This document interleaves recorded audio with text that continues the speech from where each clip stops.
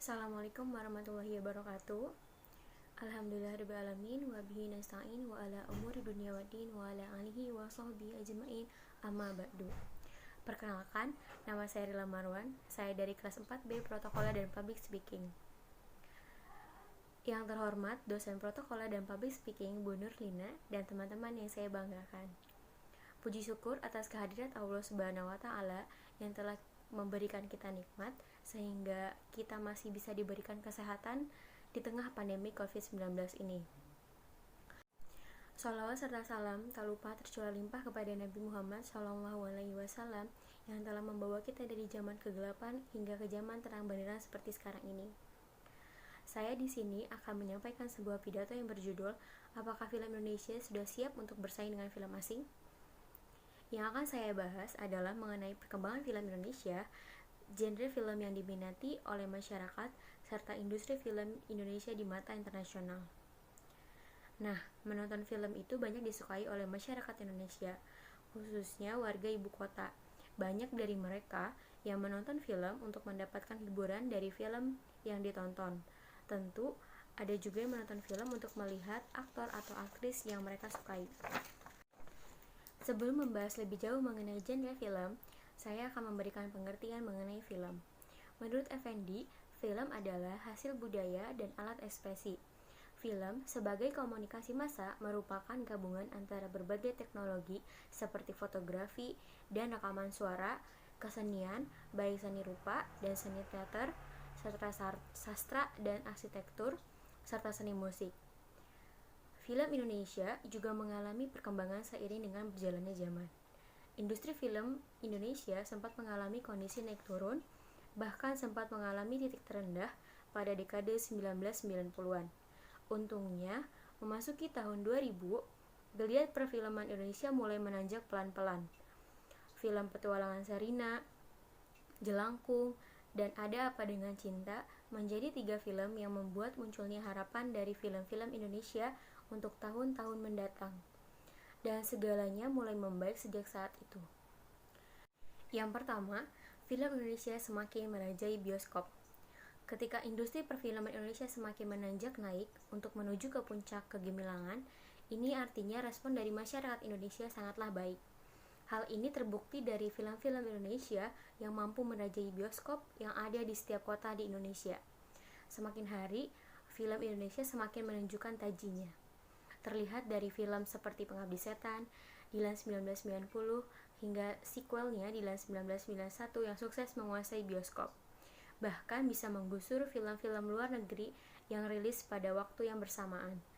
Jangan lupakan juga rekor penonton yang terus dipecahkan. Ketika rekor positif ini terus dipertahankan, maka ini menjadi pertanda baik. Industri perfilman Indonesia terus tumbuh. Sineas muda Indonesia mulai bermunculan dan para penonton terpuaskan dengan karya yang mereka tonton. Yang kedua, tidak lagi hanya bermain di genre horor. Indonesia memang memiliki riwayat yang cukup panjang dalam dunia mistis, dan itu juga terbawa ke dalam dunia film. Indonesia punya barisan film bergenre horor yang terus bertambah setiap tahunnya. Tidak ada yang salah dengan hal itu, tapi sempat ada fase di mana film horor terlalu banyak diproduksi, tapi tidak dengan kualitas yang bagus. Untungnya, banyak sineas yang mulai membuat film di luar genre horor. Dan terbukti, film-film mereka sukses juga. The Raid 2, dan Laskar Pelangi adalah bukti nyata dari kehebatan film-film Indonesia di luar genre horor. Yang ketiga, muncul banyak aktor dan aktris yang berbakat. Setiap bulannya, film Indonesia yang terbaru muncul di bioskop. Dan hal itu membawa satu efek positif lagi, yaitu muncul banyak aktris dan aktor berbakat. Mereka pun tidak hanya numpang lewat di satu film, lalu hilang bak di telan bumi. Mereka berhasil terus memperhatikan performa mereka di setiap film yang mereka bintangi. Bahkan menjadi lebih hebat lagi. Sebut saja Tara Basro, Chelsea Islan.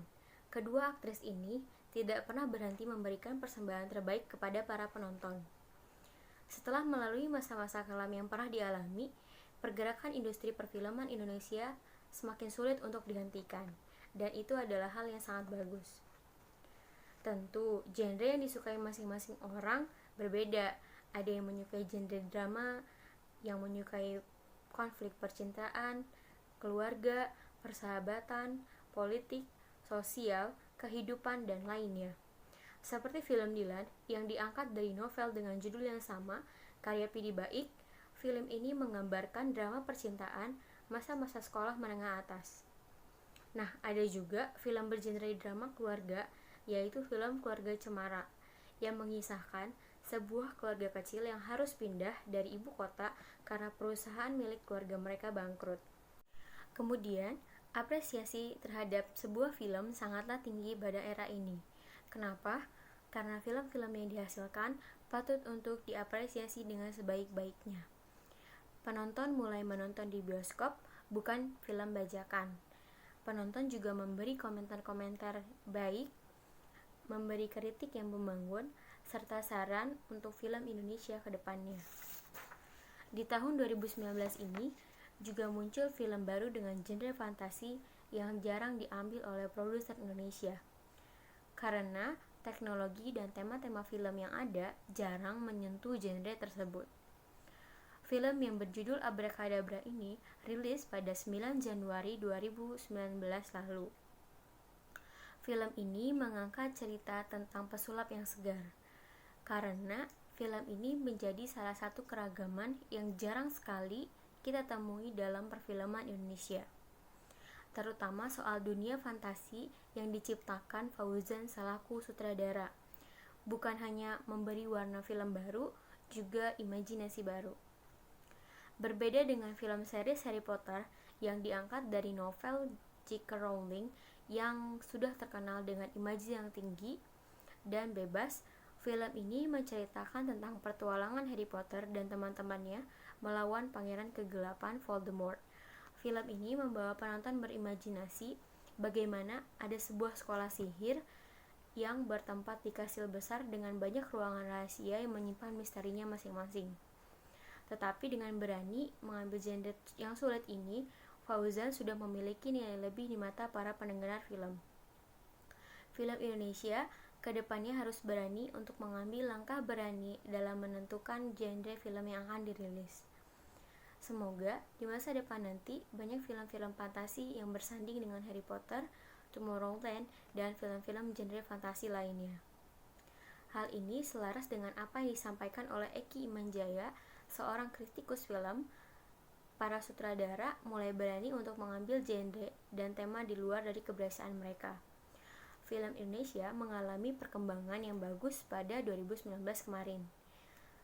Perkembangan yang baik ini dimulai dari tema-tema film yang dirilis, kemudian genre-genre lama yang hadir kembali. Sebagai contoh, genre superhero, yaitu film Gundala. Kemudian hadir kembali genre horor body, yaitu film Ratu Ilmu Hitam. Ada genre horor komedi, yaitu film Ghostwriter.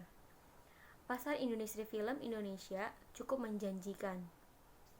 Hal ini seiring dengan pertumbuhannya yang mencengangkan, baik dari sisi jumlah penonton, layar lebar, serta banyaknya film-film Indonesia yang ditonton oleh jutaan penonton. Wakil Kepala Bekraf, Ricky Pesik, menyatakan pertumbuhan jumlah penonton di bioskop Indonesia semakin pesat, mencapai 230% dalam 5 tahun terakhir. Kata Ricky dalam diskusi mengenai industri kreatif Indonesia dalam rangkaian acara London Book Fair 2019. Selain itu, jumlah layar di studio juga tumbuh cepat dari 800 layar menjadi 1.800 layar dalam tempo 3 tahun terakhir. Bahkan, Indonesia dikenal sebagai pasar untuk film-film box office terbesar ke-16 di dunia dengan nilai pasar 345 US dollar atau sekitar 4,8 triliun rupiah. Namun, jumlah tersebut masih sangat kurang karena yang ideal untuk Indonesia yang populasinya 260 juta jiwa seharusnya 10.000 screen. Yang tak kalah penting adalah semakin banyaknya film-film yang masuk box office Indonesia ditonton oleh jutaan pemirsa. Belakangan ini, tidak lagi terlalu sulit bagi film-film Indonesia mencapai target standar jumlah penonton sebanyak 4 juta pemirsa. Akhirnya, kita harus menyimpulkan bahwa film Indonesia akan terus berkembang seiring dengan berjalannya waktu kalau generasi mudanya mau ikut untuk terus mengembangkan industri film ini. Sekian dari saya. Terima kasih atas perhatiannya. Wassalamualaikum warahmatullahi wabarakatuh.